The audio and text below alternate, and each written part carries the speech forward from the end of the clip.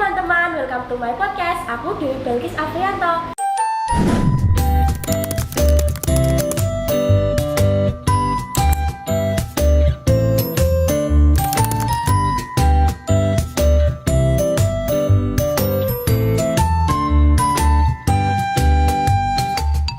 Kali ini aku ada bintang tamu baru nih, silahkan memperkenalkan diri. Ya, perkenalkan nama saya Danang Wijaya, bisa dipanggil Danang. Sebelumnya terima kasih ya Mas Danang udah meluangkan waktunya buat datang. Siap, siap. Kita mau ngobrol sedikit nih tentang bullying ya. Iya. Kira-kira menurut Mas Danang sendiri definisi bullying itu apa sih? Menurut saya definisi bullying itu suatu ancaman dari pelaku terhadap korban itu. Misal seperti perundungan yang biasa jadi sekolah. Nah, contohnya itu kalau kita misal lagi jajan lah gampangnya. Itu kamar mandi ternyata ada berandalan. Itu biasa meminta uang. Nah, itu seperti contoh kecil dari kegiatan bullying. Iya, contoh Kalau kecil. menurut Mas Danang nih, mengapa sih seseorang bisa menjadi pelaku bullying? Banyak sih Mbak, terutama itu pada faktor keluarganya. Kan keluarga itu terlalu membebaskan anaknya itu. Jadi orang tua itu nggak tahu anaknya itu bergaul sampai mana, ternyata jadi pelaku bullying. Ada juga itu anak kurang kasih sayang juga. Soalnya kan kita sendiri nggak tahu orang tuanya itu modelnya gimana, sibuk kerja lah atau sibuk apa. Makanya anak ini mencari kegiatan sendiri. Ya, kayak main tapi ternyata kebablasan sampai bully anak orang kayak gitu. Berarti itu faktor utamanya biasanya dari kurang pengawasannya orang tua ya? Iya benar sekali. Kayak misalnya orang tuanya nggak peduli anaknya kegiatannya sehari-hari. Iya benar. Ngapain aja, anaknya tuh perilakunya seperti apa, Iya. sifatnya seperti apa, itu salah satu faktor yang mendorong kenapa orang tuh menjadi pelaku bullying. Iya benar sekali Mbak. Kalau selanjutnya dampak bullying terhadap korban sendiri itu apa sih kira-kira? Yang paling utama itu trauma Mbak. Karena trauma itu susah dihilangkan ya.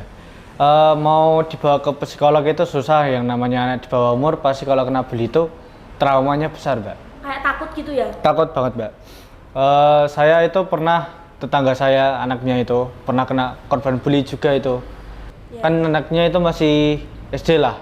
Oh, masih Tapi kecil ya saya nggak nyebutin siapa, tapi inisialnya itu anaknya lagi SD. Itu tasnya hilang, nanya ke temen, dia malah nyolot. Nah dia nggak terima, akhirnya bawa rombongan itu dipukulin. Malah yang mukulin tuh malah pelakunya? Iya, yang pelakunya itu malah mukulin. Itu ya? Nah, anaknya itu traumanya itu sampai sebulan ada Mbak. Dia itu nggak masuk sekolah, nggak mau makan, mandi ya masih mau, cuman kan harus dipaksa. Tuh kalau ketemu orang lain juga masih kaget gitu loh Mbak. Makanya namanya trauma itu suka kaget, ketemu orang takut. Malah jadi kayak mau interaksi sama orang, komunikasi sama orang itu takut, bahkan sama orang tua sendiri tuh ada yang takut gitu ya. Iya. Komunikasi gitu kan. Bener. Namanya orang trauma itu ada porsinya masing-masing ya. Iya. Apalagi kalau misal trauma gara-gara bullying itu biasanya dampaknya besar banget kan. Besar banget Mbak. Bahkan sampai ke jenjang selanjutnya kayak misal di dunia kerja itu bisa pengaruh ya. Iya, Jadi pengaruh itu. mau cari kerja tuh takut, apa mau ke sekolah baru tuh jadi minder gitu. Iya, benar sekali Mbak. Apalagi itu masih kecil ya Mas. Jadi Masih kayak kecil itu Mbak. masih banyak kehidupan yang akan dilalui ke SMP, SMK. Iya, kan benar. Dia jadi mau berteman takut, Iya. mau ngobrol sama orang baru itu kayak punya rasa nggak percaya diri itu juga pasti ada ya. Benar Mas. sekali. Gara-gara dibully itu kayak apa aku tuh kayak gini ya, apa kayak gini, kayak punya pikiran yang gimana ya, jelek soal dirinya sendiri Iya, juga benar kan. sekali. Kalau dilihat dari korban yang Mas Danang lihat nih, biasanya ciri-ciri korban bullying itu apa sih? Yang paling kelihatan itu dari trauma Mbak. Kan trauma itu kagetan lah istilahnya. Itu kalau kita misal mendekati orang yang trauma, itu pasti dia ketakutan. Kita mau salaman aja dia pasti kaget, kayak aduh gitu. Kayak mau diajak salaman tuh kayak ada rasa malu, takut gitu ya? Kalau malu itu enggak, cuman yang takut itu yang paling besar Mbak. Kadang itu juga ngunci diri di kamar. Makanya ada tamu gitu? Iya, orang tua juga susah mau ngontrol anaknya gimana kok, gimana. Akhirnya kan biasanya dibawa ke psikolog anak gitu. Tapi itu sembuhnya juga lama. Karena kan emang trauma itu nggak masalah yang sepele ya. Iya, Banyak benar. proses yang harus dilalui supaya orang tuh bener-bener udah punya rasa percaya diri dan nggak takut sama orang lain gitu ya. Iya. Ini kan sekarang masih itu ya, perkembangan zaman tuh masih sering banget pakai media sosial. Iya. Banyak banget juga nih kayak bully-bully yang dari media sosial itu kan. Iya, benar. Itu seberapa besar sih dampaknya media sosial? Itu besar banget, Mbak. Terutama kalau kita mau masuk kerja juga. Itu misal kita daftar kerja, HRD kita kan pasti ngecek profil kita mulai dari profil WA atau Instagram misalnya lah. Di postingan kita ada salah satu yang mengejek kita. Nah, itu nanti apa Sangat berpengaruh ya? sangat pengaruhnya situ. Nah, itu juga kalau dari media sosial modelnya bully itu juga parah, Mbak. Karena gimana ya? Kan medsos itu seperti kita mengekspresikan diri kita kan. Nah, sekali kita mengekspresikan diri kita, tapi kok malah Disalahgunakan gitu ya? ya dibilang aneh-aneh lah istilahnya gitu, kayak misal jelek, hitam, dekil gitu. Nah, itu malah tambah itu, Mbak.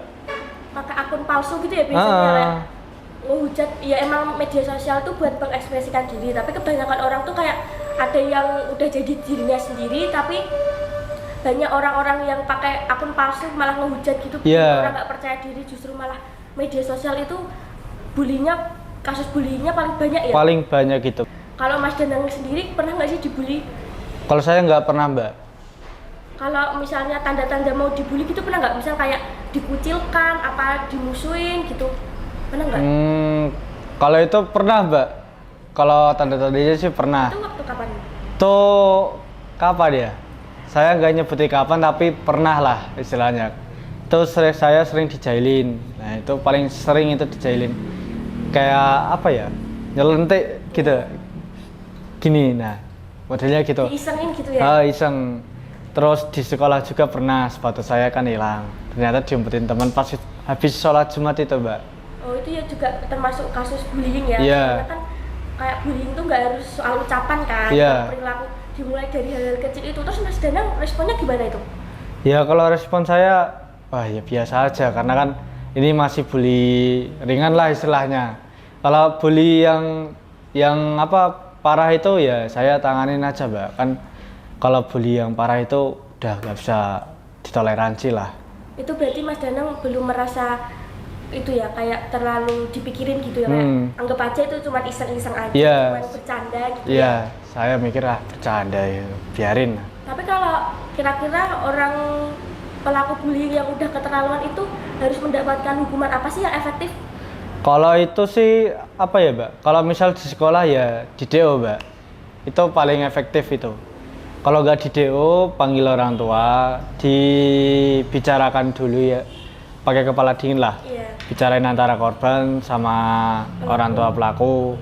Itu anaknya diapain biar orang tuanya juga tahu kan ya cara mengatasi anaknya yang keterlaluan gitu. Ya, itu juga kita nggak banyak nggak banyak ngatur lah, kan orang tua juga yang ngatur kan itu. Jadi kita pastiin aja ke orang tua.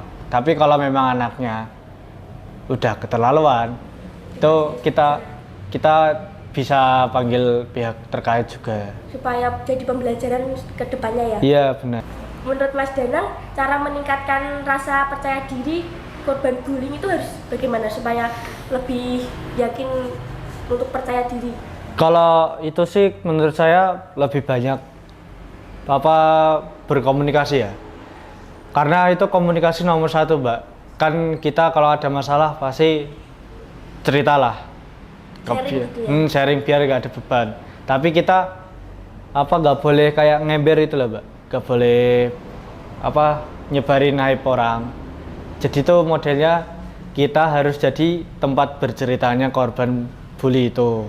Jadi kayak lebih ke terbuka aja sama orang-orang di sekitar. Iya, banyak-banyakin komunikasi sih kalau kataku. Terus seberapa penting sih peran teman dalam menghentikan bullying? Itu penting, Mbak, kalau peran teman. Semisal ya gampangnya, teman kita kena bully, kita otomatis kan bela. Iya. Kita bela, kita lawan. Tapi kalau misal bulinya itu cuman iseng-iseng aja, ya kita ingetin aja sama pelakunya. Cuman kan kalau udah sampai fight gitu ya, Mbak, itu ya kita bela aja, Mbak. Jangan pandang bulu. Jangan takut juga ya. Iya. Karena kan kita tuh sebagai pembela itu nggak ada salahnya juga kan. Iya, benar.